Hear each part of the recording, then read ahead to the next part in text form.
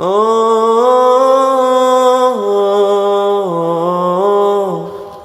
اللہ الرحمن الرحیم۔ حضرت جبریل علیہ السلام نے حضور صلی اللہ علیہ وسلم کو پریشانیوں سے نجات کی دعا سکھائی۔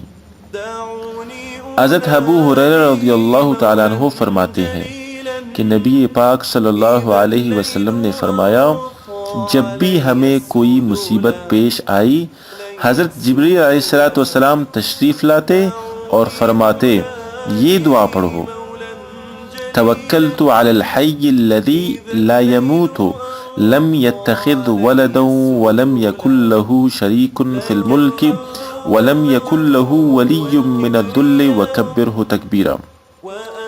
تو دوستو، ہمیں بھی چاہیے کہ جب پریشانی آئے تو اس وقت ہم اس دعا کے پڑھنے کا اہتمام کریں۔ اللہ عمل کی توفیق عطا فرمائے۔ السلام علیکم ورحمۃ اللہ وبرکاتہ۔ وأنت الإله الذي لم يزل حميد